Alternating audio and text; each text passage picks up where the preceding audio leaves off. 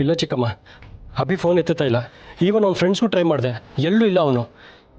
ಈಗ ನಾನು ಕಾಣಿಸ್ತಿರೋದು ಒಂದೇ ದಾರಿ, ಏನದು ಅವಿ? ಪೊಲೀಸ್.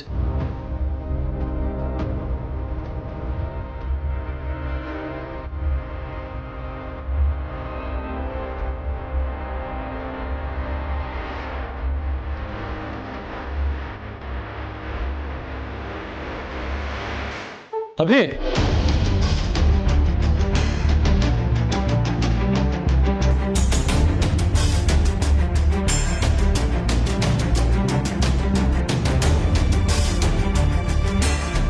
ಅಭಿ ಏನಾಯ್ತು? ಏನು ಇದೆಯಲ್ಲ? ಏನ್ ಮತ್ತೆ ಮಾಡ್ಕೊಂಡ್ ಬಂದಿದ್ಯಾ? ಬ್ರೋ ಚಿಕ್ಕಮ್ಮ, ಅದು ನಾನಿವತ್ತು ದೀಪಿಕಾನ್ ಮೀಟ್ ಮಾಡಕ್ಕೆ ಹೋಗಿದ್ದೆ.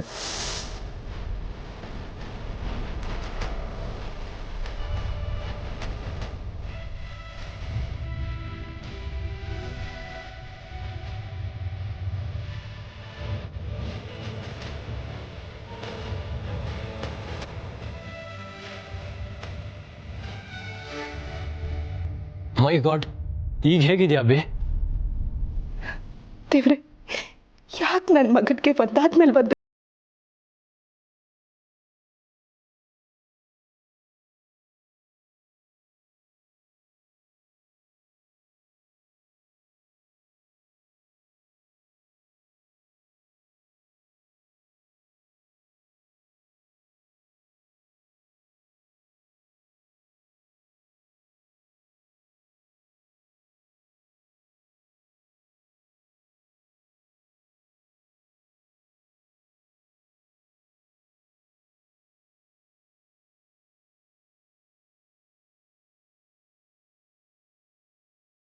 ಎಲ್ಲರೂ ಎಷ್ಟು ಗಾಬರಿ ಆಗಿರ್ತಾರೋ ಅನ್ನೋ ಪ್ರಜ್ಞೆ ಇಲ್ವಾ?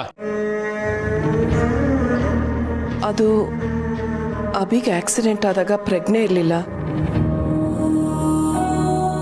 ತಕ್ಷಣ ಆಸ್ಪತ್ರೆಗೆ ಕರ್ಕೊಂಡು ಹೋದ್ವಿ. ಅಲ್ಲೂ ಔಷಧಿ ತರೋದು,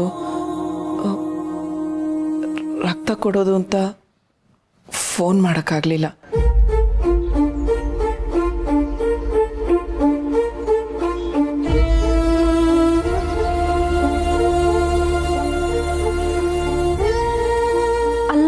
ತಲೆಗೆ ಪೆಟ್ಟಾಗಿರೋ ಆಗಿದೆ, ಡೇಂಜರ್ ಏನಿಲ್ಲ ಅಲ್ವಾ? ಸ್ಕ್ಯಾನಿಂಗ್ ಎಲ್ಲ ಮಾಡಿದ್ದಾರೆ, ಸ್ವಲ್ಪ ಬ್ಲಡ್ ಲಾಸ್ ಆಗಿತ್ತಷ್ಟೇ, ಬೇರೇನು ಪ್ರಾಬ್ಲಮ್ ಇಲ್ಲ ಅಂತ ಹೇಳಿದ್ದಾರೆ ಡಾಕ್ಟ್ರು. ಸರಿಯಾದ ಸಮಯಕ್ಕೆ ನೀವಿಬ್ಬರು ಅಲ್ಲಿ ಹೋದ್ರಿ, ಇಲ್ಲ ಅಂದಿದ್ರೆ ಅಪ್ಪಿ ಇನ್ನೂ ಎಷ್ಟೊತ್ತು ಅಲ್ಲೇ ಇರಬೇಕಾಗಿತ್ತೋ ಏನೋ.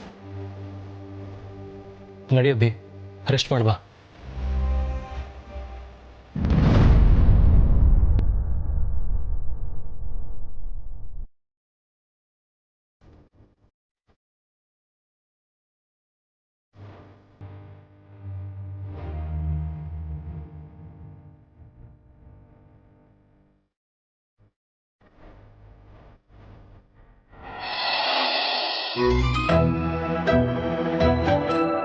ಇದೇನಿದು, ಪವರ್ ಇಲ್ವಾ ಇವತ್ತು?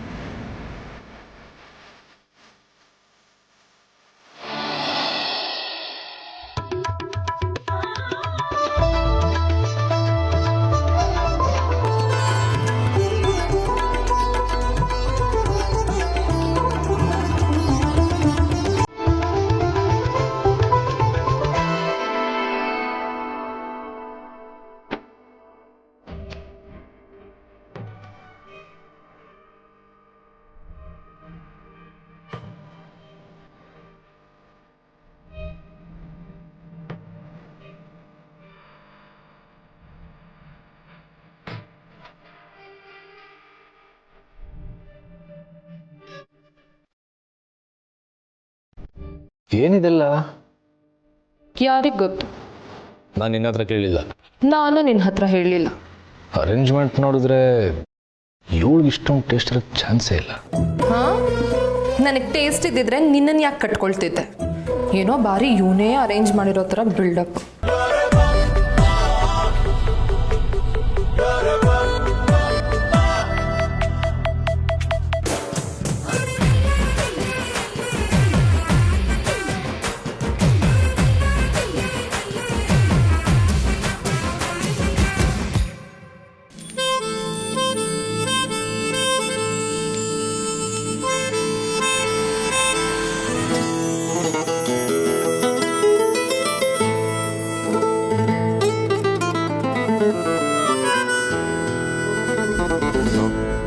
ಇದೆಲ್ಲ ನಾನು ಬೀಳ್ಸೋಕ್ಕೆ ಇವಳೇ ಮಾಡಿದ ಪ್ಲ್ಯಾನ್ ಆಗಿದ್ರೆ ತಿಂದರೆ ಮರ್ಯಾದೆ ಹೋಗುತ್ತೆ.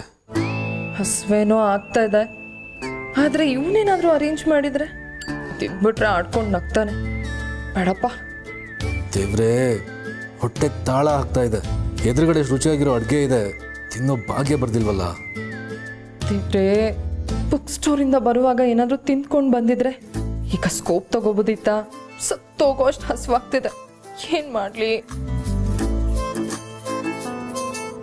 ಅನ್ನನ ದೇವರು ಅಂತಾರೆ, ವೇಸ್ಟ್ ಮಾಡಲೇಬಾರ್ದು ಅಂತಾರೆ. ಕರೆಕ್ಟು. ಈಗಲೇ ತಿನ್ನೋದಾ?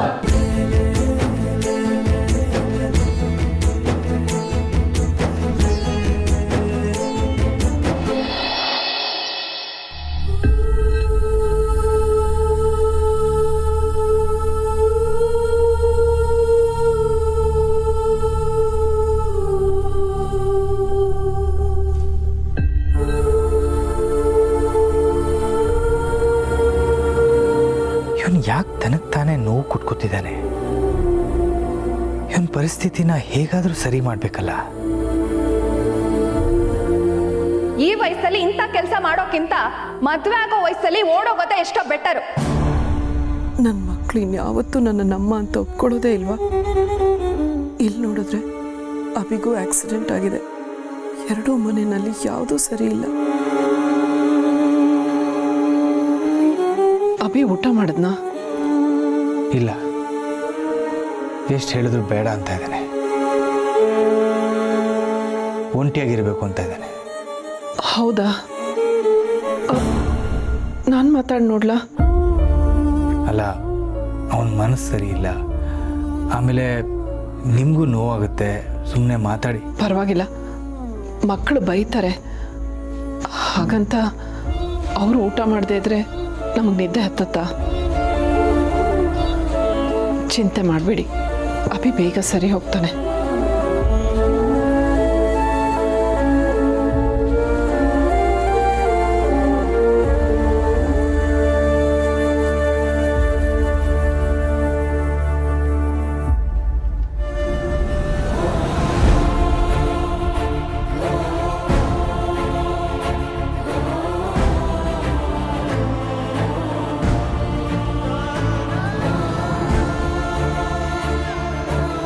ನಿಮ್ಮ ಹತ್ರ ಮಾತಾಡಬೇಕು.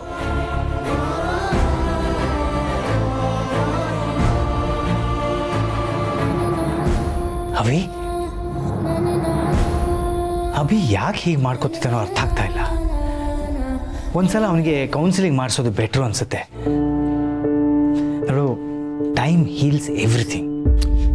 ನಾನು ಮಾತಾಡಬೇಕು ಅಂದೆ, ನೀವು ಮಾತಾಡಿ ಅಂದಿಲ್ಲ.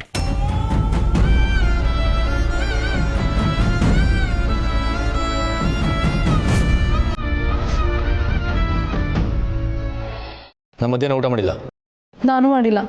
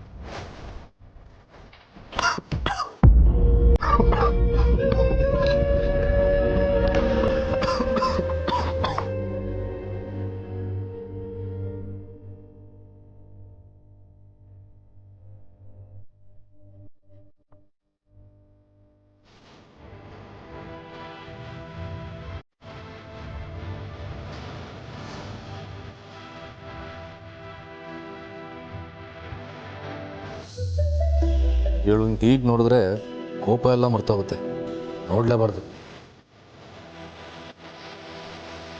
R you okay boss? ಬಾಯ್ ತಪ್ಪಿ ಬಾಸ್ ಅಂದ್ಬಿಟ್ನಲ್ಲ, ನಾನು ಇವನ್ನ ಕ್ಷಮಿಸಿದ್ದೀನಿ ಅಂದ್ಕೊಂಡ್ಬಿಡ್ತಾನೆ. ಪ್ಲೀಸ್ ಸ್ಟ್ರಿಕ್ಟ್ ಸಿರಿ.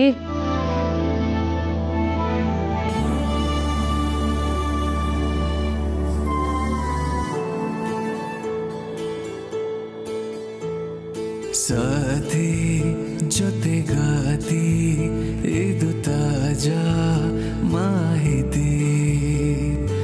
ಆದೆ ನೀನಾದೆ ನನ್ನಾಡೋ ಸಾರಥಿ. ಸಂತ ಗುಣವಂತ ನಾನೆಂದು ನಿನ್ನೋಳು, ಸ್ವಂತ ನಿನಗಂತ ಭೂಮಿಗೆ ಬಂದೋಳು. ಇಷ್ಟು ದಿನ ಪಾಸ್ಟ್ನ ಇಟ್ಕೊಂಡು ನಾನು ನಿಮ್ಮ ಮೇಲೆ ದ್ವೇಷ ಸಾಧಿಸ್ತಿದ್ದೆ. ಆದರೆ ಇನ್ಮೇಲೆ ಹಳೆದನ್ನೆಲ್ಲ ಅಲ್ಲಿಗೆ ಬಿಡಕ್ಕೆ ರೆಡಿ ಇದ್ದೀನಿ. ಪೂರ್ಣಿ ಮಿಸ್ಕ್ಯಾರೇಜು, ಅಭಿ ಮದುವೆ ಕ್ಯಾನ್ಸಲ್ ಆಗಿದ್ದು, ಅಭಿ ಸೂಸೈಡ್ ಅಟೆಂಪ್ಟು, ಈವನ್ ಅಮ್ಮನ ಆಕ್ಸಿಡೆಂಟು, ಎಲ್ಲದಕ್ಕೂ ನೀವೇ ರೆಸ್ಪಾನ್ಸಿಬಲ್. ಆದರೂ ನಾನು ನಿಮ್ಮನ್ನ ಕ್ಷಮಿಸಿ ಅದನ್ನೆಲ್ಲ ಮರ್ಯಾದಕ್ಕೆ ರೆಡಿ ಇದ್ದೀನಿ.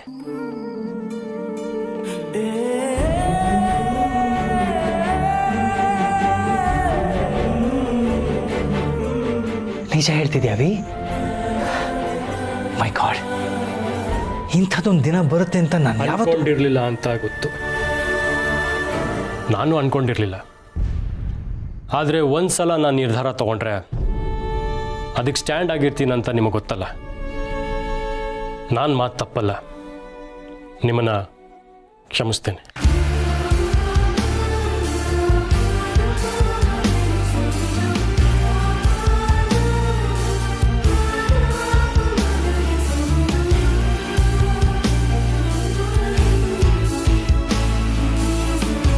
ಅಪ್ಪ ಮಗ ಆಗಿ ನಾವೊಂದು ಹೊಸ ಚಾಪ್ಟರ್ನೇ ಶುರು ಮಾಡೋಣ. ಆದರೆ ಅದಕ್ಕೆ ನಂದೊಂದು ಕಂಡೀಷನ್ ಇದೆ. ನೀವು ಅದಕ್ಕೆ ಒಪ್ಕೊಂಡ್ರೆ ಇಷ್ಟು ವರ್ಷದ ಕನಸು ಇವತ್ತು ನನಸಾಗ್ತಿದೆ. ಅದಕ್ಕೆ ಒಪ್ಕೊಳ್ದೇ ಇರ್ತೀನಿ ಅವಿ. ನೀನು ಏನಂದ್ರೂ ಅದನ್ನು ನಾನು ಒಪ್ಕೊಳ್ಳೋದಕ್ಕೆ ತಯಾರಾಗಿದ್ದೀನಿ. ಗುಡ್. ನೀವು ಮಾಡಬೇಕಾಗಿರೋದಿಷ್ಟೇ, ನಿಮ್ಮಿಬ್ಬರು ಮದುವೆ ನಡೆದೇ ಇಲ್ಲ ಅನ್ನೋ ಹಾಗೆ ಈ ಮದುವೆನ ರದ್ದು ಮಾಡೋ ಈ ಅನ್ನಲ್ಮೆಂಟ್ ಪೇಪರ್ ಮೇಲೆ ಸೈನ್ ಹಾಕಬೇಕು.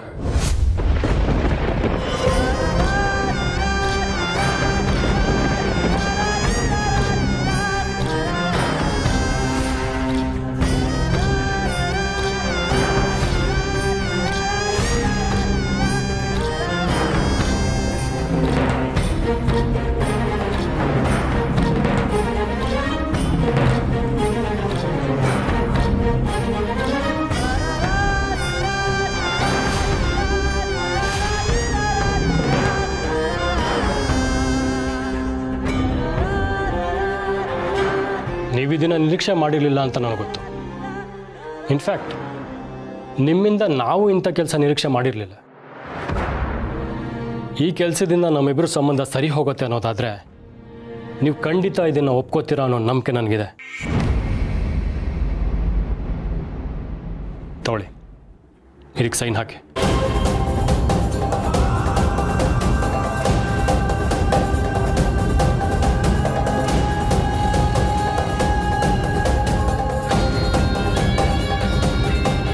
ಆಮೇಲೆ ಇದಕ್ಕೆ ನಿಮ್ಮ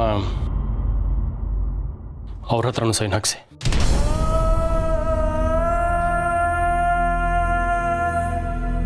ಅಂದರೆ ಈ ಮದುವೆ ಆಯುಷ್ಯ ಇಷ್ಟೇ ಆಗಿತ್ತ?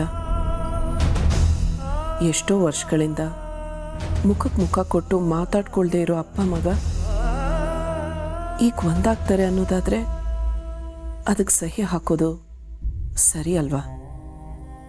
ಆದರೆ ಮಾವಂಗೆ ಈ ವಿಷಯ ಗೊತ್ತಾದರೆ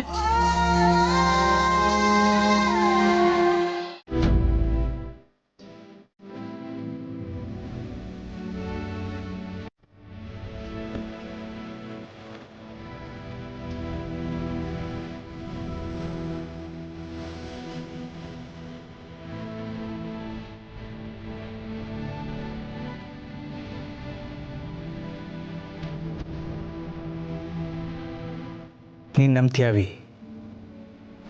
ನನ್ನ ನಿನ್ನ ಸಂಬಂಧ ಸರಿ ಹೋಗ್ಬೇಕನ್ನೋದೇ ನನ್ನ ಜೀವನದ ಮೊದಲನೇ ಆಸೆ. ಅದಕ್ಕೋಸ್ಕರ ನಾನು ಏನು ಬೇಕಾದರೂ ಮಾಡೋಕೆ ರೆಡಿ ಇದ್ದೀನಿ.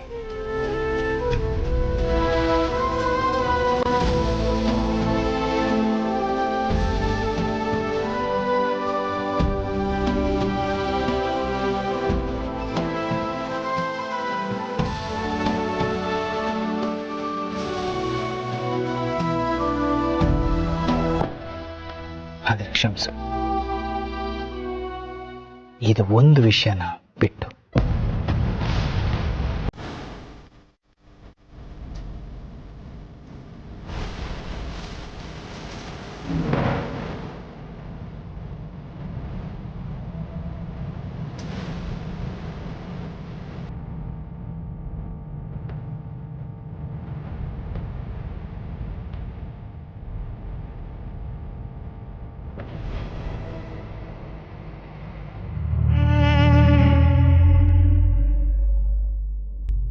ನನ್ನ ಮಗನ ಸಂಬಂಧ ಸರಿ ಹೋಗ್ಬೇಕನ್ನೋದಕ್ಕೋಸ್ಕರ ನನ್ನನ್ನು ನಂಬಿ ಬಂದಿರೋ ತುಳಸಿಯವ್ರನ್ನ ಬಿಟ್ಬಿಡೋದು ತಪ್ಪಾಗತ್ತೆ. ನಾನು ನಂಬಿರೋ ಎಥಿಕ್ಸ್ ಅದನ್ನು ಒಪ್ಪಲ್ಲವಿ. ಯು ಮೀನ್ ತುಳಸಿಯವ್ರ ಬಗ್ಗೆ ನನಗೆ ಅಪಾರವಾದ ಗೌರವ ಇದೆ. ನಾನು ನನ್ನ ಮಕ್ಕಳು ಒಂದಾಗ್ತೀವಿ ಅನ್ನೋದಾದರೆ ಏನು ಮಾಡೋಕ್ಕೂ ರೆಡಿಯಾಗಿರ್ತಾರೆ ತುಳಸಿ. ಆದರೆ ನನ್ನ ಸ್ವಾರ್ಥಕ್ಕೋಸ್ಕರ ಅವರನ್ನು ಬಿಟ್ಬಿಡೋದು ಚೀಪ್ ಆಗುತ್ತಲ್ವಾ? ಅಷ್ಟೇ ಅಲ್ಲ, ನಾನು ಅವ್ರಿಗೆ ಅಂತ ಒಂದು ಸ್ಥಾನ ಕೊಟ್ಟ ಮೇಲೆ ಅದನ್ನು ಕಾಪಾಡೋದು ಕೂಡ ಅಷ್ಟೇ ಮುಖ್ಯ ಆಗುತ್ತೆ. ಮದುವೆಗೂ ಮೊದಲೇ ನಾನು ತುಳಸಿಯವರ ಮಾವನವರಿಗೆ ಒಂದು ಮಾತು ಕೊಟ್ಟಿದ್ದೆ, ಎಂಥ ಸಂದರ್ಭ ಬಂದರೂ ನಾನು ಅವ್ರ ಕೈ ಬಿಡಲ್ಲ ಅಂತ.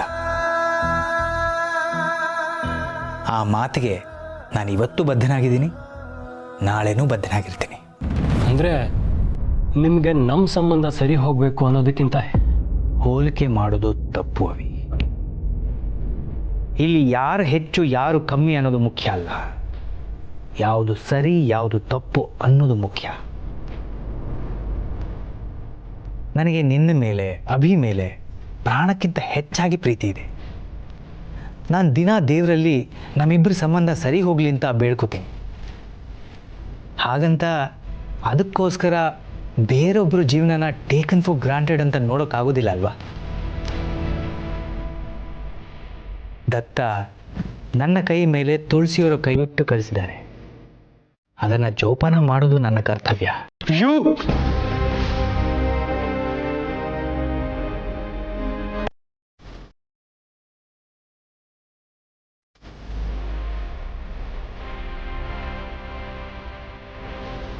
ನಮ್ಮ ಸಂಬಂಧ ಸರಿ ಹೋಗೋಕ್ಕೆ ನಿಮಗೊಂದು ಅವಕಾಶ ಕೊಟ್ಟೆ, ಆದರೆ ನೀವು ಅದಕ್ಕೆ ಕೇರ್ ಮಾಡಿಲ್ಲ. ಮುಂದೊಂದು ದಿನ ನೀವು ರಿಗ್ರೆಟ್ ಮಾಡಿಕೊಂಡ್ರೆ there will be no use. ಯಾಕಂದರೆ ನಮ್ಮಿಬ್ಬರು ಸಂಬಂಧ ಯಾವತ್ತೂ ಸರಿ ಹೋಗಲ್ಲ.